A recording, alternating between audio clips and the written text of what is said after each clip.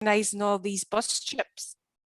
So the staff convinced me to go on one of the bus trips before I made any sort of rash decision on whether we would carry on with them or not. And I did. And when I got off that bus at the end of the day, as a manager, short breaks became my #1 priority, because it was absolutely clear the difference that it made to people. Now, thankfully, short breaks have moved on a lot since then, and care centres and other organisations are able to deliver a much wider range and variety of breaks. And I think what I've probably learnt from that day till now from carers and listening to their experiences is that a short break isn't about the activity or where you go or what you do. It's when you truly feel like you have had a break. It's about that experience and that feeling. And I want to read a quote to you, which I'm sure some of it will resonate with some of you as well. Certainly something I thought about yesterday when we're going into these discussions today. And this is from a carer after they've returned from a break. I am overwhelmed. It's made me see the bigger picture. It's like nothing is the same now. When I came back, everything was different. And how do we make sure that the right respite and short breaks just becomes part of the support that people get in their caring role? So I'm really looking forward to hearing your discussions and about them this afternoon. And I know the coalition is determined to work with you to make this land in your lives, not just change policy or, you know, get some sort of guidance around it, to make it happen in people's lives. That is the important thing. So I'm going to leave it there and just say to you all, of course, I'm looking forward to spending, as always, the morning with you. And I'm going to now hand over to Claire, who is going to talk us through some of the manifesto commitments and expectations. And yes, I hope you enjoy your morning. So thank you, everybody. Thanks, Lucinda. That's great. What I'm going to do now is I'm just going to share my presentation with you. Everybody see that okay? Yep. And what I'm going to do is talk you through a summary of the party manifestos, but I think what Lucinda was saying is so important. It's sometimes hard to translate what is a few lines of text in a manifesto to making a real difference to people's lives. And sometimes that takes quite a while before it happens as well.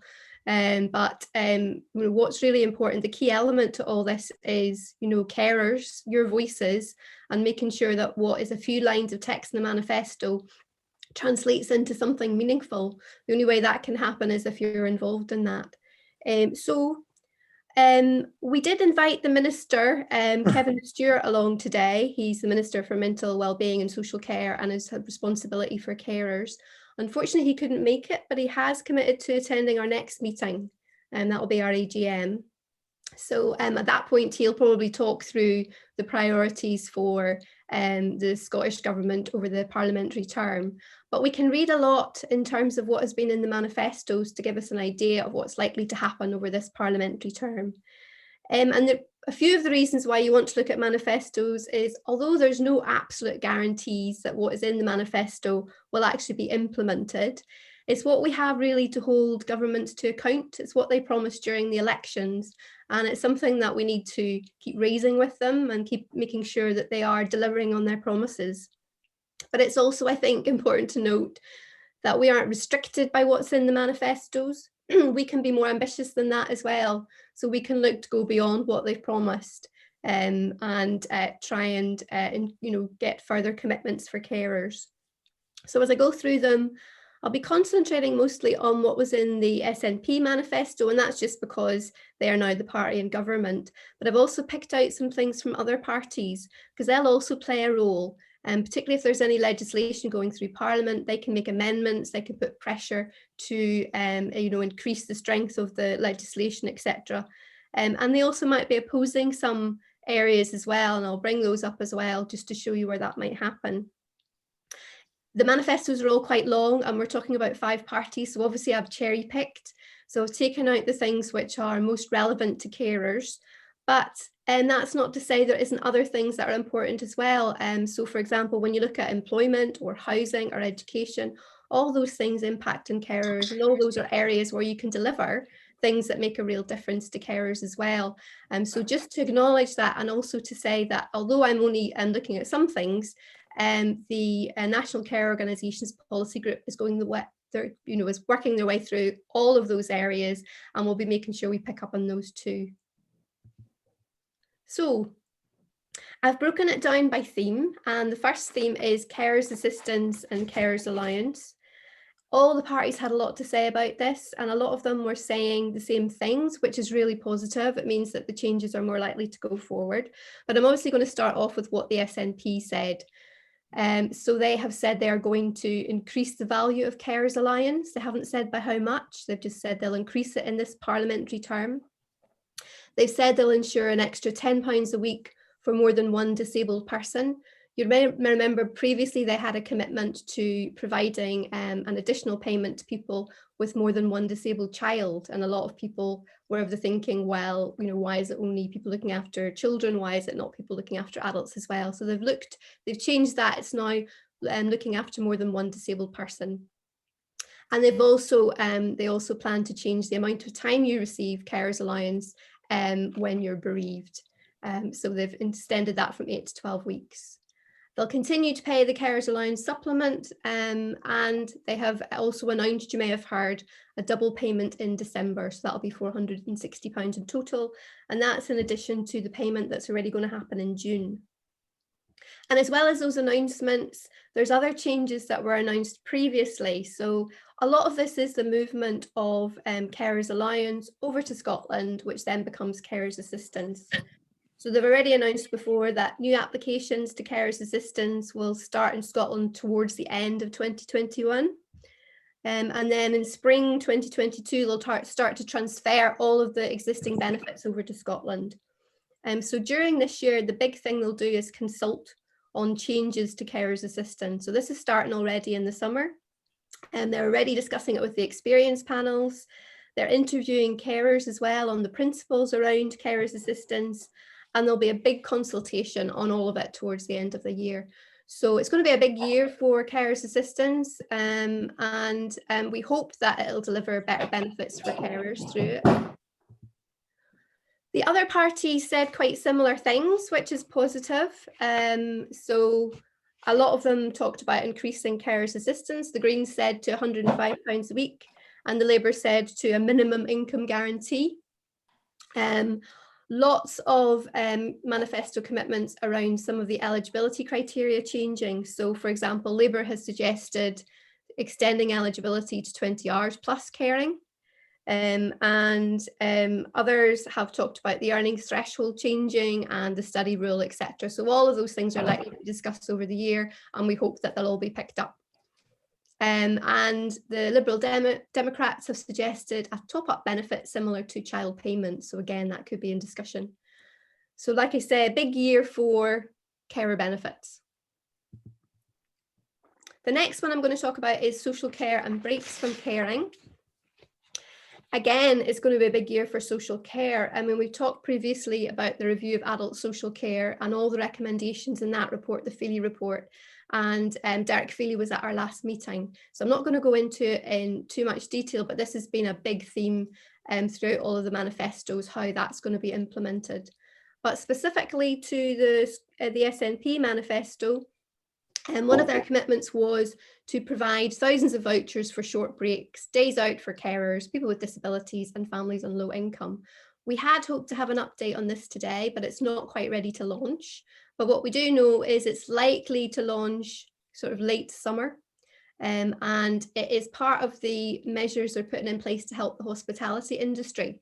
So It is primarily to help the hospitality industry, but the knock-on effect is going to be some really good, valuable breaks for carers as well, days out and so on being funded. So as soon as that information becomes available, we'll make sure everybody's aware of it. Establishing a new national care service, that was one of the recommendations from the Feely report, and the idea of the national care service is very much that there would be a minister for social care, and responsibility for social care would sit with national government rather than local authorities. So you would still play a role in delivery and so on, but there would be more national standards. So there's no surprise to see that, because the SNP had already said that they agreed with that recommendation. But what's really interesting to note is they're looking at increasing the investment in social care over the parliamentary term. They're saying by 25%, £800 million. The Feely report was costed at £660 million. So it's a bit more than that.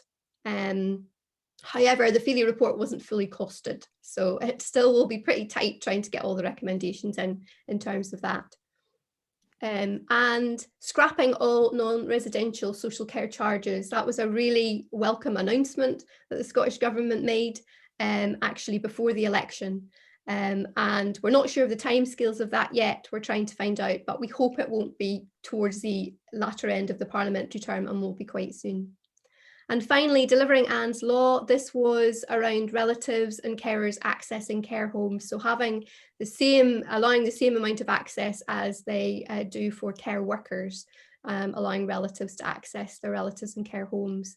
Really important for a lot of people, particularly over the pandemic. It's been very difficult. So looking at the other parties, the Greens have said carers should have access to training, equipment and respite breaks as they need. Slightly vague, it's hard to know what exactly they mean, but I think it's positive endorsement of carers. Existing carers legislation must be fully funded. I think we all agree with that. That's the Conservative Party. And here's where we get a bit of a split. Some of the parties are supportive of the National Care Service, whereas others aren't. So in terms of their manifestos, the Greens and Labour said they supported the National Care Service, but the Conservatives and Liberal Democrats said they didn't. So what's likely to happen, although they did say they supported the other recommendations in the Feely report, so there's going to be a lot of discussion around the starting up of a National Care Service. And the government has committed to a consultation on this before the end of the year. So there's a lot of work that needs to go into setting it up. And like I say, carers need to be involved from the very beginning.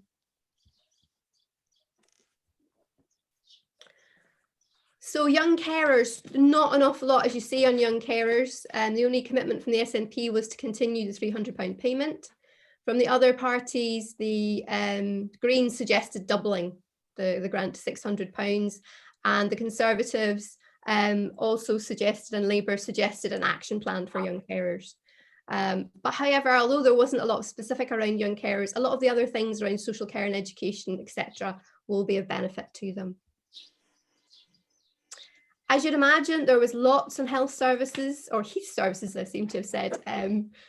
Yes, lots around health services. There always are in manifestos, but surprisingly, a lot more in mental health this year. And I don't know whether that's because we know the impact the pandemic has had on people's mental health, both in terms of people who already have mental health issues, but also, unfortunately, some people whose mental health has been affected by the pandemic. So lots of promises of money going into mental health services. Quite a big promise, I would say, from the SNP that 10% of the NHS budget should be invested in mental health. So that is an increase of 25%. Oh, sorry. Bringing forward a learning disability, autism and neurodiversity bill. At the minute, that legislation sits with mental health, so it sits slightly uneasily. So they're looking at bringing forward a bill specifically for autism and neurodiversity, which I think is really promising. And finally, a big shout out to PAMIS on this one. They've been campaigning around this for years. So investing 10 million to increase the number of changing place toilets and support mobile changing place toilets as well. And I know they've been doing a lot of work around festivals and so on in PAMIS to make sure they're accessible. So again, really positive to see that in the manifesto. So other people, and I should have actually been saying as I go along, a lot of these commitments we're seeing were ones that we had in the Carers Manifesto, and we were meeting with them and asking them to put them in.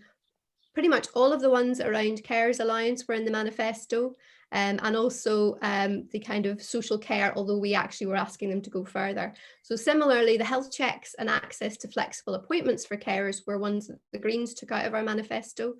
And the Conservatives are also saying an increase in mental health funding to 10% of the health budget. So that's really interesting, I think, because it's not that often the SNP and Conservatives agree like that, which means it's very likely to sort of move in the right direction. So good to see more funding going towards health. Labour have suggested a carers bereavement bill to support carers when their caring role ends. And it's something I think that we should be picking up with the Scottish Government anyway, in terms of support carers, either to go back into employment or training or education.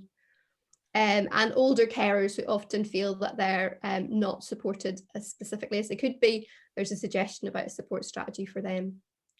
And a lot of areas already have kind of carer benefits like free access to leisure, etc. So that's a suggestion that happens right across Scotland. And that's something which has been talked about actually for many years. So it's something that potentially could be in the mix and was also in our manifesto. So other things that I've just plucked out of some of the other areas of the manifesto. A big one, I think, which is really promising, the SNP has committed to investing in carer centres across the country. Now, we're not actually sure what that means. It doesn't say how or how much money, but I think that's very much a question to ask. And the National Care Organisations have a meeting with the Minister coming up soon. We haven't got a date yet. He's also, like I say, promised to come to our next meeting. So it's a question that I think we should ask. What do they mean by increasing investment in care centres? Very much needed because of the huge increase in referrals over the pandemic. And I've also lifted out introducing a young patients family fund to support families visiting children in inpatient care. So again, something for parent carers. The other parties, I think, again, positively, the Conservatives have suggested multi-year funding for the third sector, something which I think the SNP has also talked about in the past, which needs to be picked up. And there's been a lot in all the manifestos around gender budgeting. And the reason I put that in is simply because caring is very much a gender role in a lot of cases. So if you're looking at the impact on women in particular and the labour market, etc., you need to look at carers in that context as well. So if that's something they're wanting to invest in, then I think it's something that we need to remind them that carers are part of that too. So in terms then of the manifesto campaign that we ran before the elections, kind of post-election, we are continuing to pick up on this. We are going to be meeting the ministers responsible for carers, and they are also committed to attending various meetings with carers. So our member meeting, for example, and the Minister, Kevin Stewart, has also agreed to attend the Carers Collaborative meeting for carer reps and integrated joint boards. So that's positive, and also carer centres managers. So I think it's important for him to talk to people face to face. We are scheduling lots of meetings with MSPs. These are the MSPs who replied to our campaign, who tweeted a response, etc., or who have a role in supporting carers, perhaps as shadow spokespeople, etc. So we're scheduling meetings for a lot of those are going to be taking place in July and early August. And there are various working groups taking this work forward. There are a lot of working groups around social security, which carer representatives are involved in. Taking forward that and making sure that carers' voice is heard there, and social care as well. A lot of groups are going to be starting up, but we need to make sure that we're in at the beginning.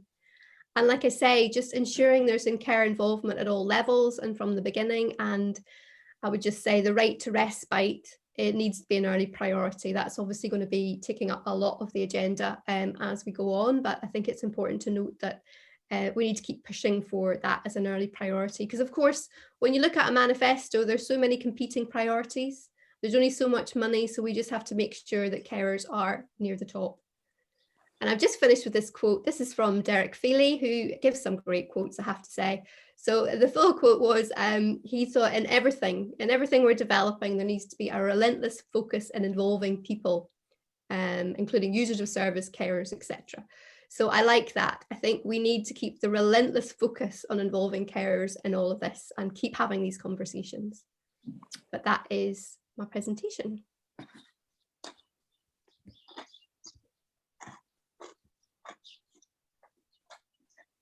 Thanks, Claire.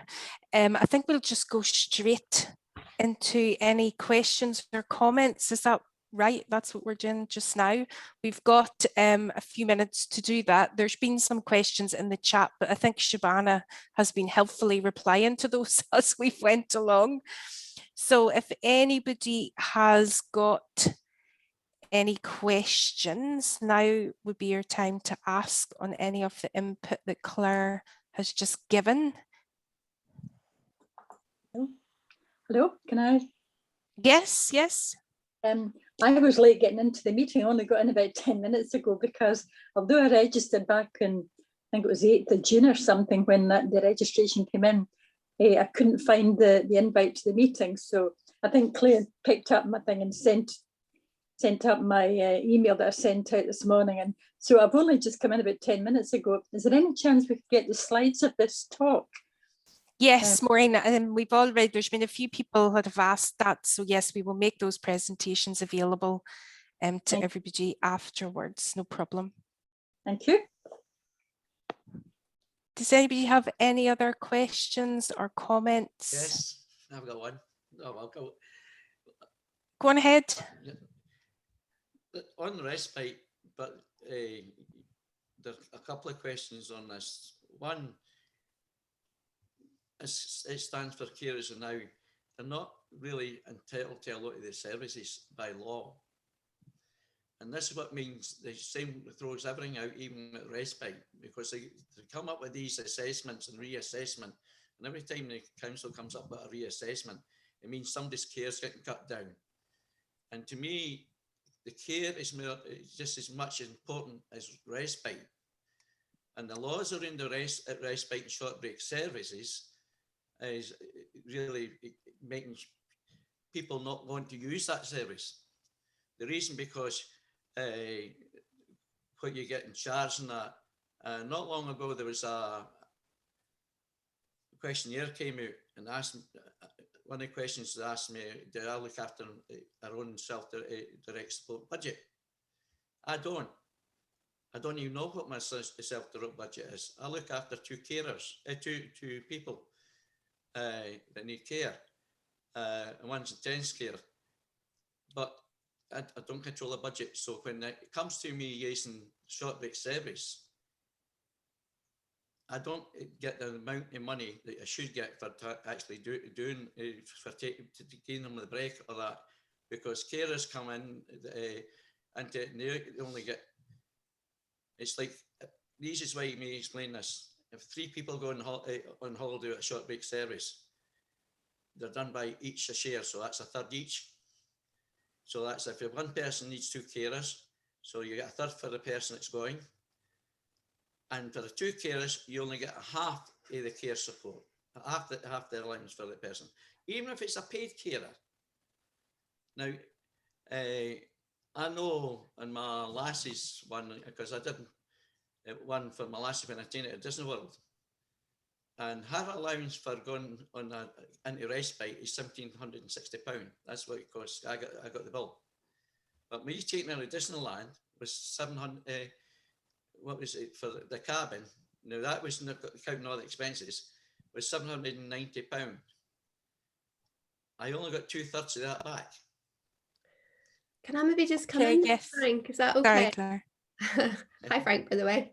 That there's a lot in what you're saying, Frank, absolutely. And I think what it shows is a lot of deficits in the system, but also the way the system works is very often unfair. And I think, you know, when we're looking at the review of social care, you need to look at both those things. You need to make a look at being a fair system, easier to access, which was a lot of what was said in the review as well, and also to try and close a lot of the gaps. I'm confident that they're going to scrap care charges, because they've been saying that for a while, and it's definitely a commitment they made even before the election, and it's in the manifesto. So I'm confident they're going to do that hopefully soon. So that will maybe solve part of your problem, hopefully.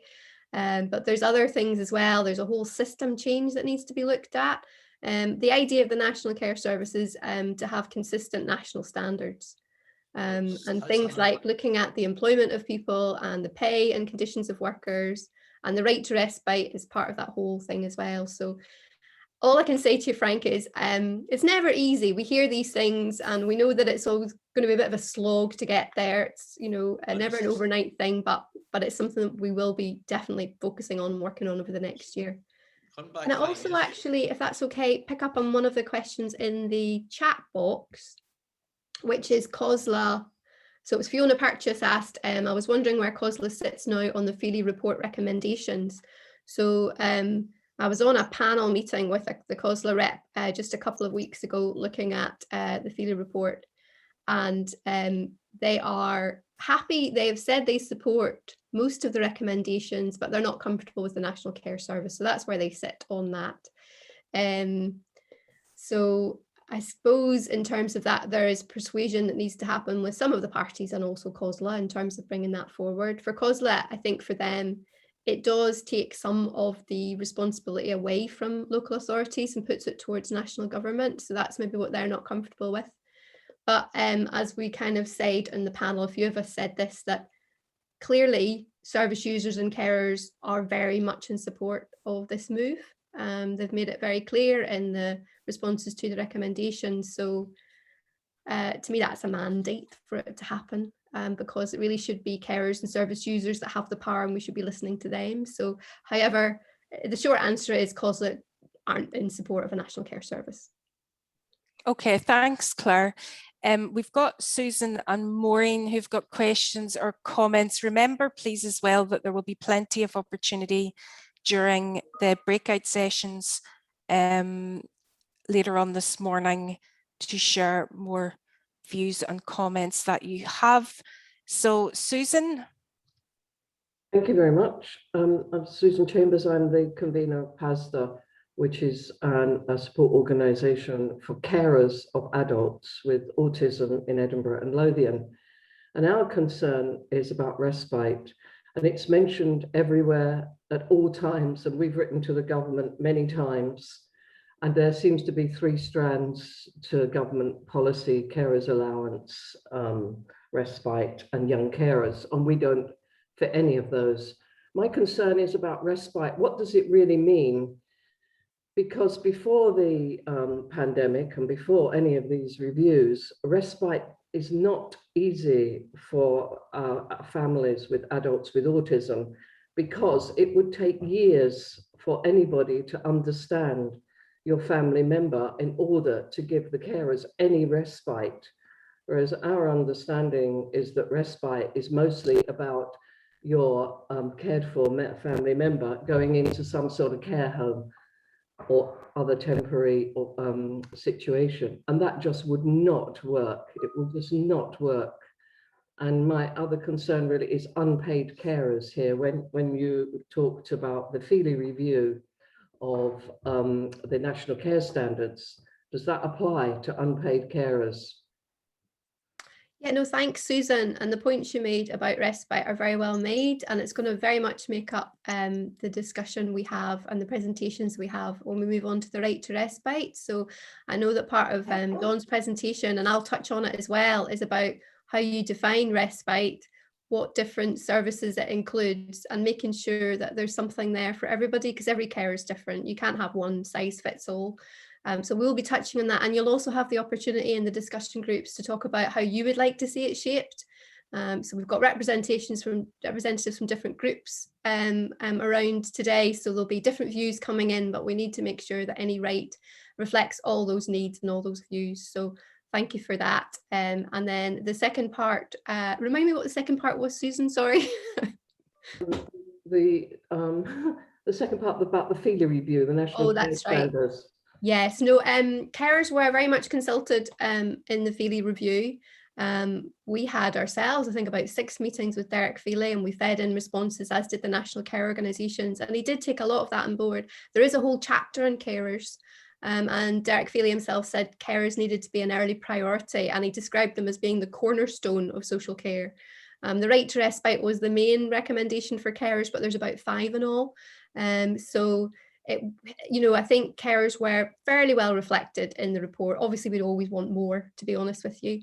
And obviously, to change social care and to support cared for people better will also support carers alongside, but carers also need their own recommendations. Thanks, Susan, and thanks, Claire, as well. Maureen?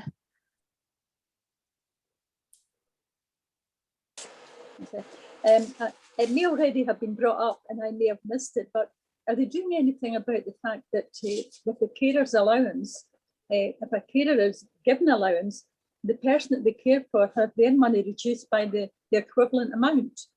I mean, this has happened to a couple of carers that I know, and it's been brought up many times. And I just wondered if finally they're going to look at this and do something about it, because it's not really an allowance if it's been taken off the person they care for, which causes terrible friction. And in both the cases that I know of, they handed the money back because it was causing such friction between them and the person they care for. So thanks, Maureen. We did cover carers allowance, Maureen, and that wasn't mentioned specifically in any of the manifestos. However, part of what's going to be happening this year is consultation around carers assistance coming in and replacing carers allowance. So that will come up in the consultation. And like I say, towards the end of the year, there'll be a big consultation, and we'll make sure that carers are involved in that. I mean, there's a lot of the eligibility criteria that needs to change. That's one of the elements of it. And several of the others did come up in party manifestos. So it's definitely on the table. Thank you. Thank you. Thanks, everybody, for your questions and comments. If you keep doing that throughout the day, even if we're not able to respond, we have a sense of what things people need to know about or want us to hear about. So it's really important that you continue to do that throughout the session. So we're going to move on now to hear from Dawn Williamson, who is, I'm not sure what your job title is these days, Dawn, but you're at Shared Care Scotland, of course. And if there was anybody that was going to start us off and get us ready for our afternoon discussions, it was going to be you to help us out. So you're going to share some of your thoughts with us. And then I think Claire is going to also help us think about what we need to consider. So welcome, Dawn, and thank you for joining us this morning. And I'm just going to hand over to yourself. Thanks, Lucinda. Claire, I take it you're happy just to advance the slides when I give you the signal? Yeah, no Is problem. that the plan? All right, okay. I did have to drop out of the discussion just for a wee while, but I did come back, and it was just to say, is it Frank and Susan, I did pick up on your comments about respite and those concerns about the sort of fairness and transparency of the system and the challenges of finding suitable provision for certain groups. So I think we can maybe touch on some of that in this presentation. So, I mean, thanks for inviting me along to the session. Claire has asked me just to provide a little context and background before you get into your discussions and share your views on our right to respite. Thought it would be helpful just to say a little bit about some of the key respite-related policy developments over the past 15 years or so, and also just share some feedback from Shared Care Scotland members who discussed a right to respite at our AGM back in December. And specifically, we were asking the question, what was preventing carers from accessing regular and meaningful breaks at the moment? And this is maybe, touching on some of the points that were made by Susan and Frank. The first thing I thought we would do is start with a definition. What do we actually mean by respite and short break? So Claire, if you would mind going to the next slide, please. And I appreciate this is the ideal situation, and I think we've already heard from comments this morning. This is far from people's experience, at the moment in many areas. But I mean, the first thing to say is that by short breaks and breaks from caring, we also mean respite care. ourselves and many carers and supported people tend to prefer the sort of terminology of short breaks as opposed to respite care, but effectively we're talking about the same thing, just for clarity. So the definition of short breaks, and this is a co-produced definition. This was produced with carers a good few years ago, and it was adopted by Scottish Government and included in the Carers Act statutory guidance. So by short breaks, we mean any form of service or support or assistance which enables the carer to have sufficient and regular periods away from their caring routines or responsibilities. And the purpose of this is to support the caring relationship and promote the health and well-being of the carer, the supported person, and other family members affected by the caring situation. So I guess the important thing to say here is that the right short break has to be unique to each caring situation. There is no one size fits all or prescription for what a good short break should actually look like. It can be any form of service or assistance that works for the carer and the supported person. It must be person-centred, and as far as possible, it must be planned around the needs and preferences and what outcomes the carer and the supported person want to achieve. So in that sense, breaks can last a few hours to a few days. They can be with or without the person being supported. They can be provided on a regular planned basis, or they can be available to respond to unexpected events. How, where, when are all aspects of the break that carers and the people they care for should have as much control over as they want. So the reason I'm saying this is that I think in the discussion that we'll have about a right to respite, you might want to think about how such a right to respite might embody or even amplify these principles. Next slide, please.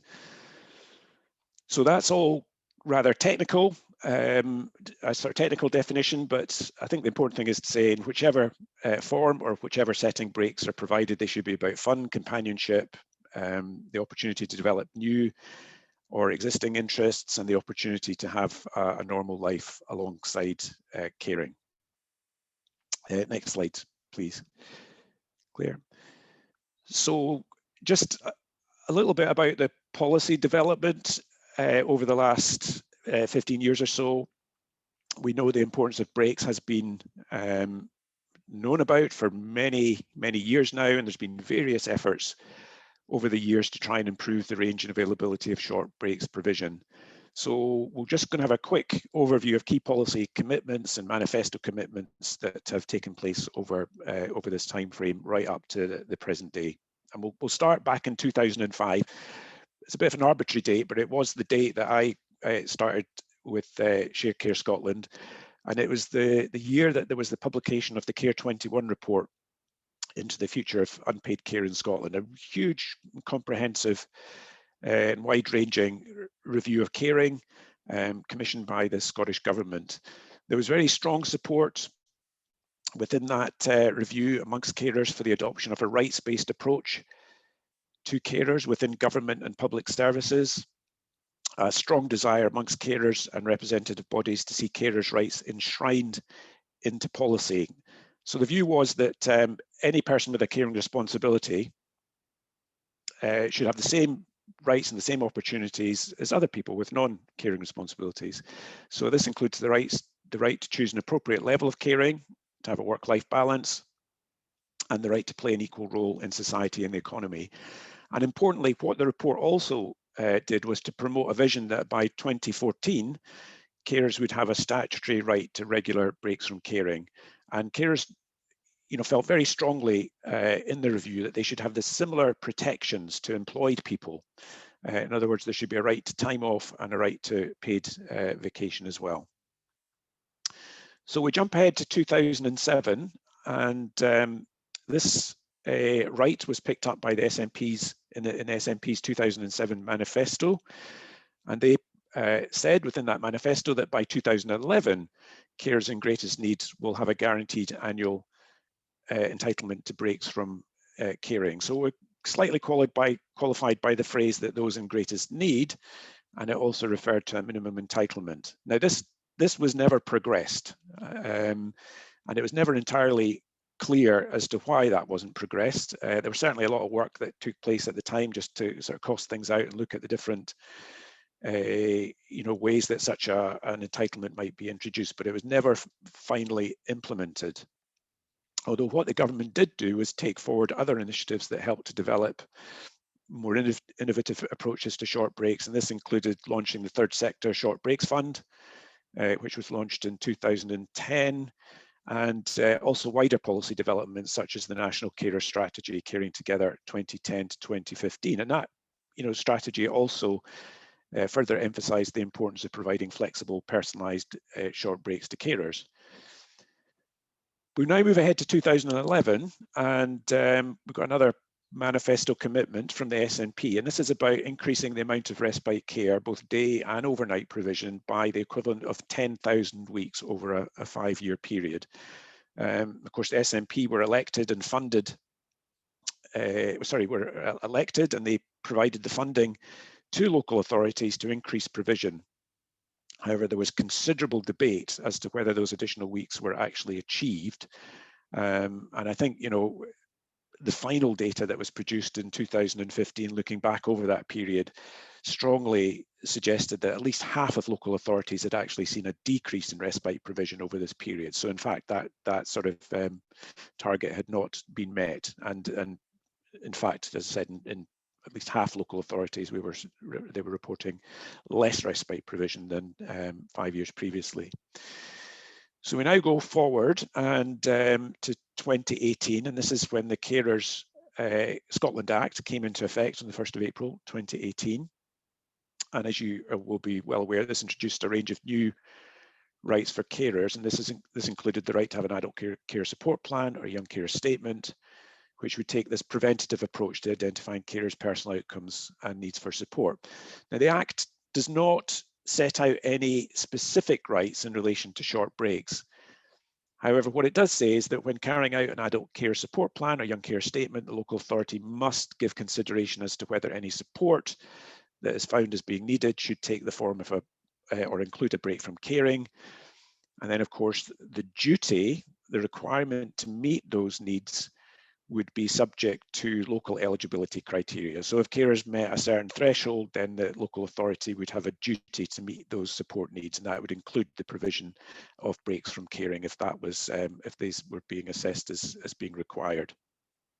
So that's the Carers Act. Now we come right up to date with the 2020, and the Scottish Government commissioned the Independent Review of Adult Social Care, the Feely report. And once again, this report emphasised the importance of taking a rights-based approach to the delivery of social care and recommended the introduction of a right to respite. And I think this was really in recognition of the failure of successive policy and legislative developments that I've just mentioned there to produce the improvements that were being looked for. So effectively what we're doing is we're circling right back to 2005 and to the Care 21 report, which first said that we need to get a statutory entitlement to regular breaks from caring. So that's the policy context. And the final slide. So back in December, we, as part of our submission to the Feely review, is that we had our AGM, we had a discussion about a right to respite and what that might look like. And one of the first questions that we asked the people attending is what is currently preventing carers from being able to access regular and meaningful breaks from caring? And we felt it was really important to understand what the barriers are, because any right to respite should, if it's working effectively, should start to address some of these barriers. So this is what we came up with. This is from the discussions, these are the key barriers that people were identifying that were currently preventing people from being able to get access to the breaks that they need.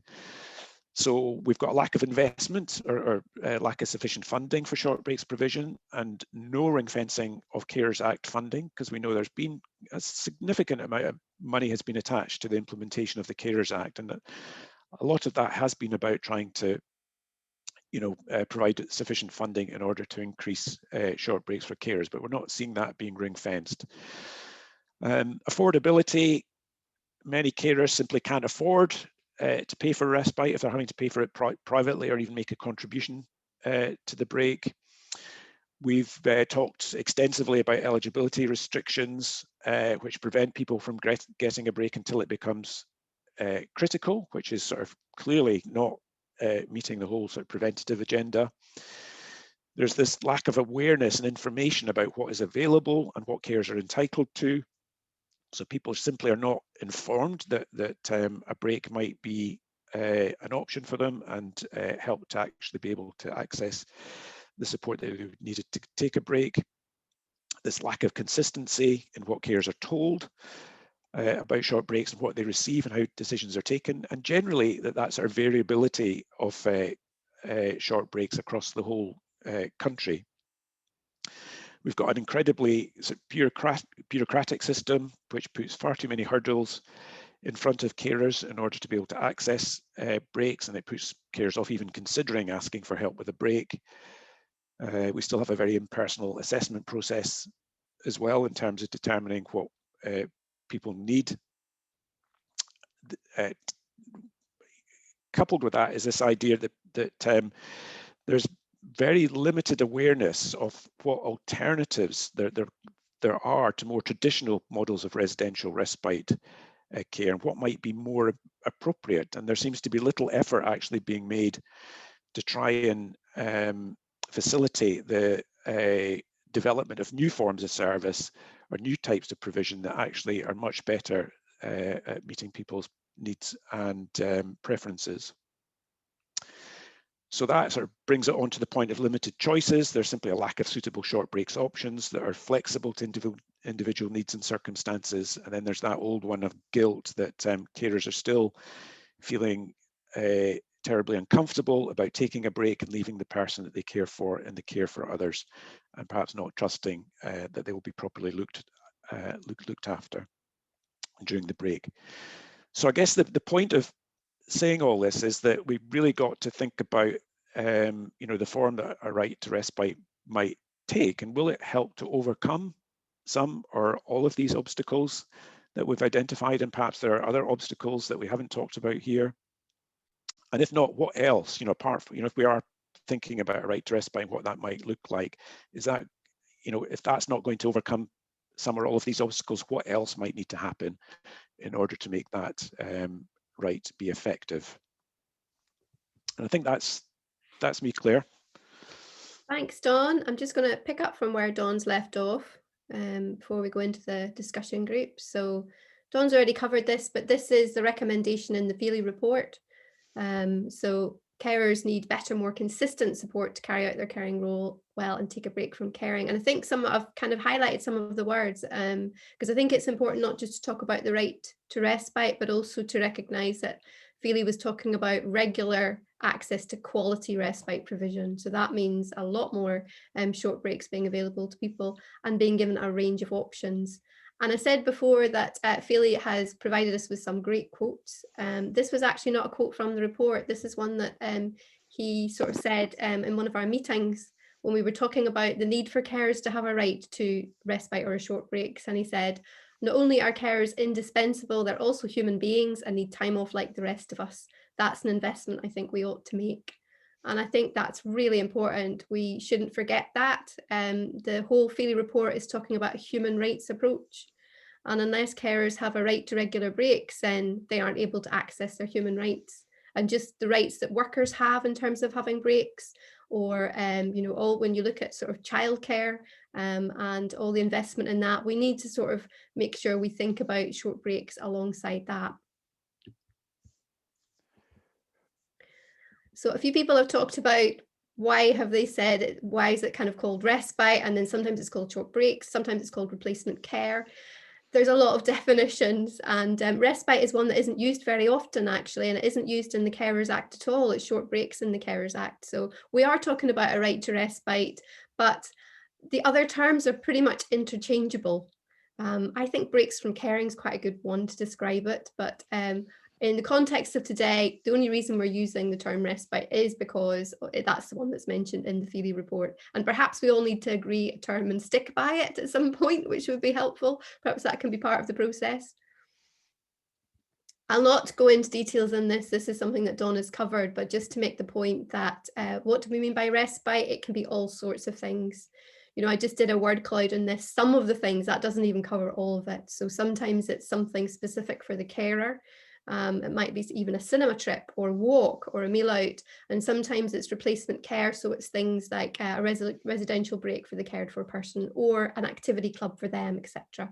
And I've put things down like sleep, you know, things that, you know, carers often need when it comes to a break. So it can mean all sorts of things. And we hope that when it comes to defining a right to respite, that they include that very broad definition in terms of the choices that carers would have. So the work to this has started already. The new ministers following the election are all in post, and civil servants are working furiously and sending up reports on all the different things that they're going to have to prioritise over the parliamentary term. So there's already work going on behind the scenes around a right to respite. COSLA has a short life working group on it, and some members of the national care organisations, myself and Dawn, are on that group. We've also kind of got a separate group with Social Work Scotland where we're trying to work some of this stuff out as well. It's very much at early stages. It's very complicated. Right to respite sounds simple, but actually when you nail down what do you mean by respite, who would get it, how much would they get, it suddenly becomes very complicated. And that's why we wanted to make it a feature of today's meeting so that carers were involved in the conversation as early as possible. The COSLA working group is looking at what we mean by right to respite and a human rights-based approach. A big one is what data do we have already on respite, because this is going to be really important. So the number of carers, the intensity of their caring role, how much are they likely to need? And there is, you know, obviously data around this, the census, the Scottish Household Survey, etc. None of it's perfect. They're trying to work across different data sets. This is where it comes quite difficult because they're going to have to cost it out. And to do that, they're going to have to work out effectively how much respite they need to pay for. But there's more than that as well. It's like I say, it's about making sure the right respite is available and making sure that there's enough development so there isn't big gaps. So if as a carer, if you have a right to respite, but there's nothing in your area you can actually use that right for, then that's not going to work for everyone. So that's what a lot of the working groups are looking at. And so what we really want to look at when we go into the discussion groups, and there's also going to be a session, a polling session after the discussion groups, are some of these questions. So how would a right to respite help carers access better support? And then some of the nitty-gritty stuff. What might a right to respite look like? Should all carers be eligible? There's 1.1 million carers estimated in Scotland. So if it's all carers, that'll stretch the resource thinner, but maybe that's fairer. Or should it be only carers with a more intense caring role, at which case, how do you decide that? Should eligibility be based on assessment, perhaps through adult care support plans, or should it be the number of hours caring, or should it be something else entirely? And how much respite should carers be entitled to? Should it be a flat rate? Should it be more as the greater the caring role is? And that's only a few of the questions. I'm sure there will be more to come, but those are the ones we thought we'd start with today and get your views on. So as I said, there's a lot to discuss. I think what we'd planned to do was though have a break. You've been listening intently, so thank you for that. We'll maybe just have a 10-minute break. If people come back about 1:15, then we'll go straight into our discussion groups. So if you want to head off, get yourself a cup of tea, have a comfort break, maybe stand outside for 5 minutes if it's not raining, and come back about 1:15. That would be great. Thank you. Thanks, Claire.